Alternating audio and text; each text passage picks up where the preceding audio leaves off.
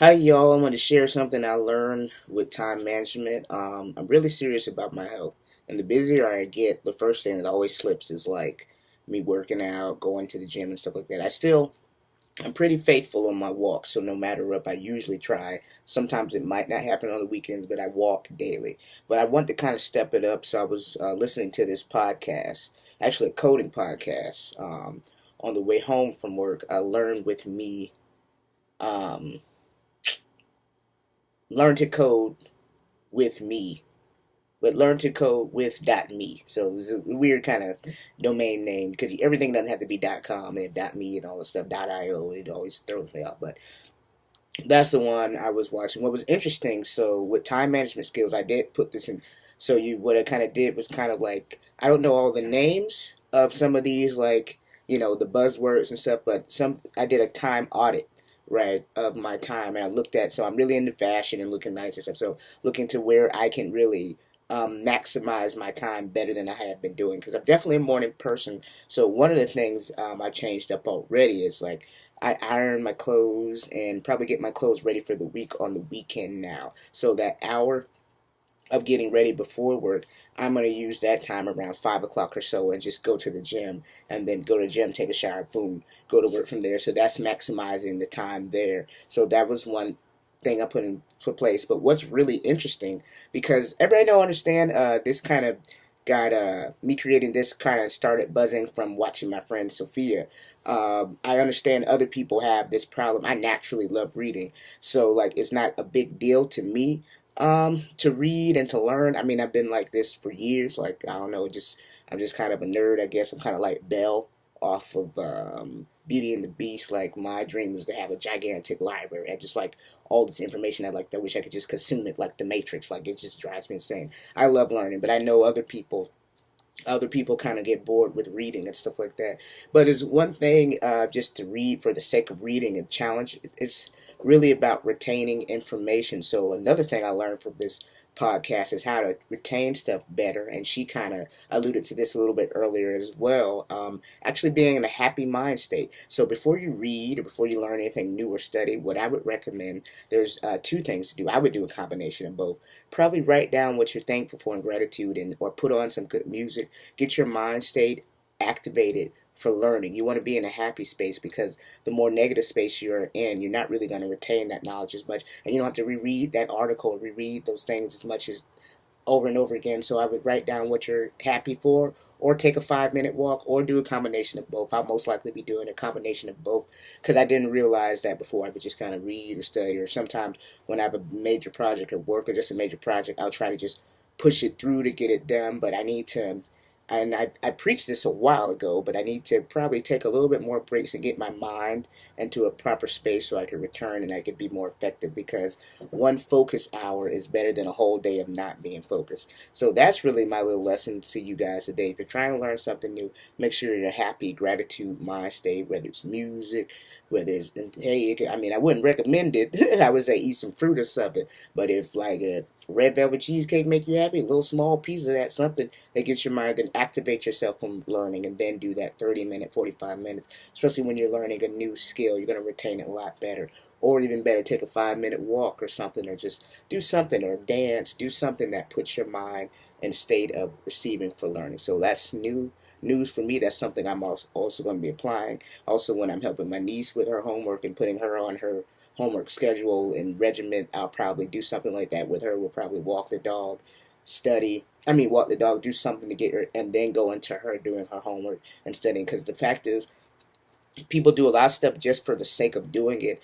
We have to think about what's the goal, what's the outcome, why am I doing this? Like, that's a good book to read too, or listen to an audiobook. I actually got an audiobook on it. Find your why. You know what I'm saying? That'll keep you motivated when you don't feel like being motivated because you're doing all this stuff, but why are you doing it? There has to be a reason. Like I said, beyond just looking cute, there's a reason. When you're in good shape and stuff like that, you have kids and stuff, you can run after them, you're in better health, you're happier actually. The healthier you are, like body wise, the healthier your mind is, and then the happier you are. You have energy, you have all stuff. So a lot of times I might be exhausted, I'm losing my energy. I'm like, okay, I have to put working out and really taking care of my body and like meal prepping and these things back to a higher level because I feel myself getting exhausted and drained, and I'm not as happy. And I'm so though the reasons that you do things, you have to understand what's the true reason. What's your why? So find your why. So I recommend getting that book. I also recommend The Win Without the Pitch Manifesto.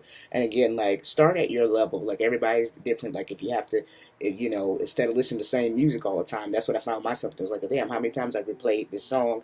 I could be using this 45 minutes to be doing something else. So a lot of times I do podcasts and audiobooks now, if, like on a 45-minute or so long commute, especially when I'm writing by myself. When I'm writing with my nieces, I just let them play whatever they want to play, NBA Youngboy, whatever's hot that minute.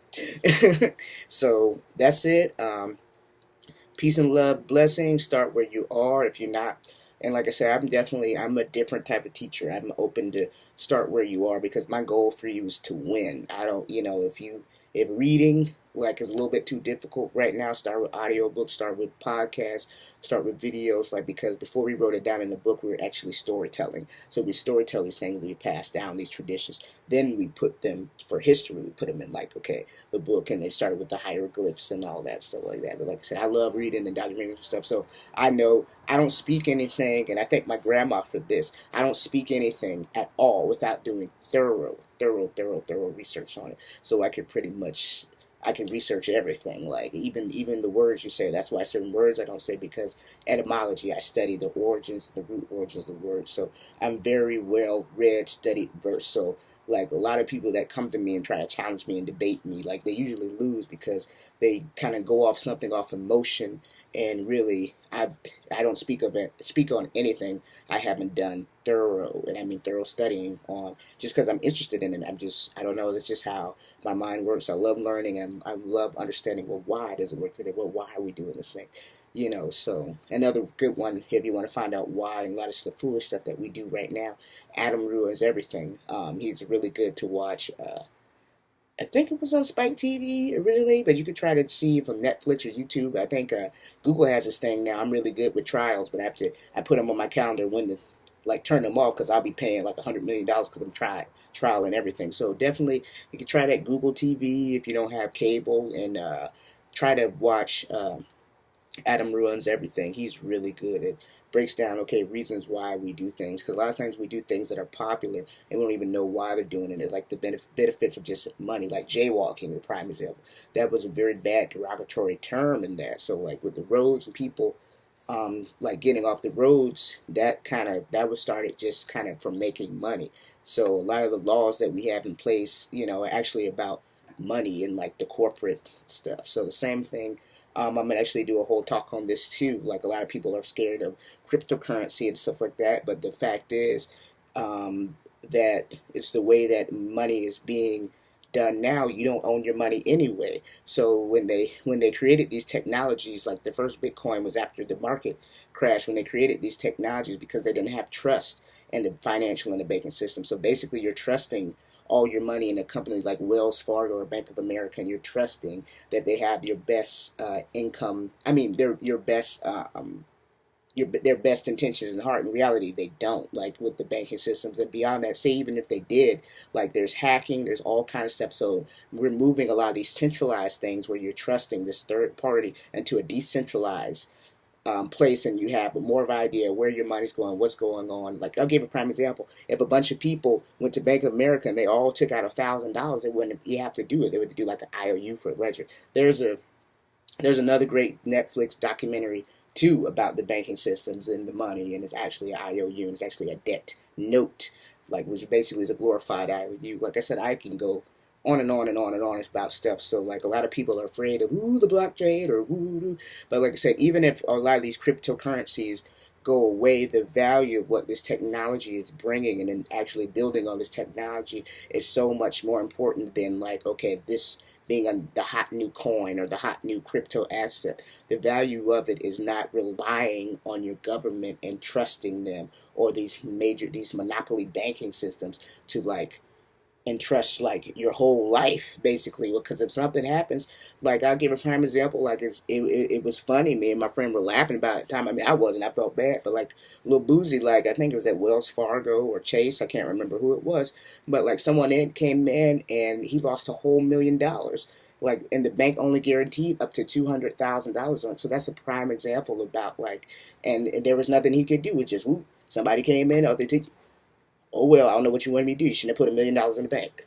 Where else were you gonna put it? Like, you put it on your mattress. So that's a prime example of like why I'm so big into the blockchain and stuff like that. It's not just about, okay, it's the hot new thing. Like I said, I don't jump on anything without doing thorough research or without, like, I'm very spiritual now too, so I look at my instincts. So I look about, okay, man, I should have jumped on Bitcoin a long time ago, 2012, 2011, when I was like first introduced to it, but instead of being skeptical, because like I like being in the forefront of technology, would have been a different space. But now when my instinct tells me to go on something, I just kind of jump on it now. That's why I feel I really love what Ethereum is doing. But like, again, the blockchain technology, kind of look that up, is really about decentralizing a lot of these third-party systems and making decentralized ledgers, and like not putting faith in a third party for your whole life, because a lot of people just don't know how money systems work. They don't know how the banking systems work, and then we're not taught that unless you're like wealthy or something. You're not taught that type of stuff in school, and you really should be taught, like, how is your money going, where is it going, who really owns your money. Same thing with, man, I'm going off on tangents, but same thing with some of these 30-year mortgages. Like, at the end of the day, like, owning a home, it's hard for me to see one unless it's a 15-year fix. Like, unless I'm there till 60 years old, it's highly unlikely for me to pay for a 30-year mortgage. It just, fiscally, it doesn't make any sense to me. So like, I don't do what's cool or what's popular. I look at what makes fiscal sense. Like, if I'm going to be in there until I'm 60 something, yes. But like I said, when you have your selling a house, if you think about you got closing costs, and then the first few years you're paying on pure interest. So like, fiscally, that doesn't make any sense to me. So like I said, not to offend anyone that does that, it doesn't make any sense to me unless, like I said, I had a generation of children and I know, okay, this is the home I'm gonna be in for 30 years or blah blah blah. Like, if I know that for a fact, because there's closing costs, there's HOH fees, there's property taxes that you have to pay on the house, and then let you miss stuff. The bank you still don't own the home. So Wells Fargo or Bank of America or whoever you mortgage that home out to owns that home. So like I said, if I were to do home, I would definitely do it like my aunt. My aunt Julia did. She got her home 15-year fix, got the next one, bought the next one cash. So like, you have to think intelligently, not just what's cool. But like I said, if you have kids, that's a different experience. So you want your ceiling to be your child's floor. So you have kids and you have someone that you're bringing in where they could like invest, right? Or they could start there where they own a home or land. How come no one buys land anymore? Like, a land is more buy the land and you could build the property on top of that. So like I said, a lot of I be thinking about all kind of stuff. So that's it. That's just my spiel. But make sure you're happy before you're learning anything new. Try to read. If you don't read, start podcasts, but just try to do something different. Like, if you want your life to be in a different place, doing the same thing, expecting different results is called insanity. So if you want your life to be in a different place, like, the word of the day is agility. You have to be able to be agile and be able, and they talk about it so much. Like, if you're in the corporate world, agile is so big now, even though that's a 30-year old technology as well. But it's just about being flexible. And the most successful people, or people that go up in business, are the ones that are most easily able to adapt to change and just be able to flow with it. Because I used to have this problem again, and I used to always want to be prepared for stuff, but I prepare myself as much as I can, but some stuff you're just not going to be prepared for, just how you act during that time, but then you use what you've used in life to kind of build upon that stuff. So that's how I look. I make sure that 80% of the time I'm at the table when there's something going on, but I just use my knowledge that I had before to be flexible. And then, like I said, knowing the way the world works, I might plan something out 2 weeks, 3 weeks, a month in advance, and build in, like I said, a strategy. A strategy is a plan with several things. Like I've said, so I'll have a strategy when I do anything, even when I do stuff as small as meetup. I'll be like, okay, I have 1, 2, 3, and 4. If those don't work, then maybe I've got to wing it. But just because of the way life works, you can't control. There's so much stuff you can't control, but the things you can control, and using your wisdom of what you're being in life, and so much stuff that's happened to me, I usually, when I plan something, I be honest, I have a strategy. Same thing with my life. I look at, like, okay, I tried this, we're working out here, blah blah blah. Where can I eliminate this here? I come up and I go down. So Same thing, focus on process. So another thing that I've learned too, I'm focusing a lot more on the process than the goals. Because a lot of times you reach a goal and then you stop, blah blah blah, and that's what's been happening, like kind of with my workout. But if you really focus on the process and just stop being so attached to the goal, and it'll end up being happier. So when you set goals, you're basically telling yourself, I'm not going to be happy until I get to this point, and that's really not the way to do things. You're the happiest when you're going through the process, and it'll make you, like I said, the happier you are, the better you're going to do. So if you kind of, and then you'll be surprised when you look back, you know what I'm saying, especially with weight loss. A lot of times when I'm really into it, like I don't even realize how much weight I lost and stuff like that until like someone else told me. But when you're like falling in love with the process, and that makes it a lot easier to do. So fall in love with processes and proper systems. Be like, okay, this is where I'm lacking. This is where it could be, instead of just, oh, this goal that seems kind of astronomical. Here's 30 pounds, 20 pounds, lose 40 pounds, blah blah. Fall in love with like the different process, and that's what's going to keep you going. Because you're kind of a little hard on yourself if you don't reach the goal. Like for example, if I'm working out and I'm just super exhausted, oh, I gotta reach my goal. But like if you're really in love with the process, you'll be like, you know what? This is all I can do today, but I'm gonna be tomorrow. The process, right, is I'm doing 20 minutes each day, right? So fall in love. That process will get you better results than just, okay, worrying about, oh, I'm just gonna do this to the goal. Because if no matter what, okay, today wasn't as good, but every single day, every day. This is what I learned. I learned this at LinkedIn, and it stuck with me. Every day, every day, every day. That's going to get you where you need to be. So fall in love with the process, right? Find ways to do things in the process.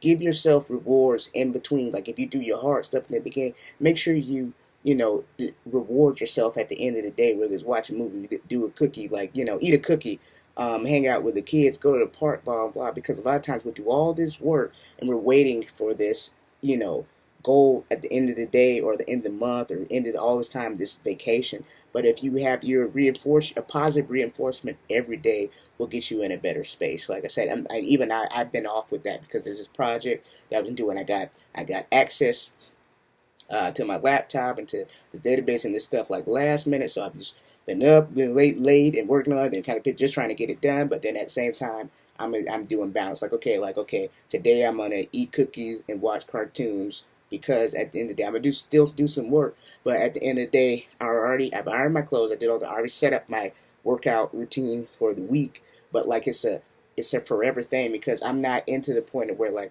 okay, I lose 20, 30 pounds now, and then I shoot back up and boom, boom. No, in reality, it's an entire life change. You have to be willing to do that life change. So today, and I don't remember last time I really ate sweets. Today I'm gonna eat some cookies, and I'm gonna bake some cookies, and then I'm gonna watch Rick and Morty. Okay, and then and that'll be. But I have that. But Monday, I have my. That's the week, and I remember even when even when I was in my best shape and I played basketball, I ate a lot of cookies. I'm like a chocolate chip cookie fan, so like, and I was still in my best shape and my optimal weight, and I felt great and blah blah. But at the end of the day, I kept that balance.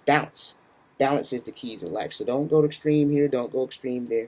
I'm about balance. So you gotta work. If you're a person like me that might need a cheat day it's okay. Like, because at the end of the day, if you, in comparison to like not doing it all, if your whole lifestyle, if you're working out 5 days a week, the people that I know that work out every day, like entrepreneurs, before they start their work, they're in pretty damn good shape. And one of my friends, he has a damn ice cream shop. So, and he's like cut, he's ripped. So it's like balance. So he eats a lot of damn ice cream, but it's like it's about having balance. So people want to, you can't be way extreme here and way extreme here. You won't be able to do it. You gotta have a balance. Have it. Keys to life is have a balanced life. All right, that's it. I'm at 18 minutes. Did not mean to go this far.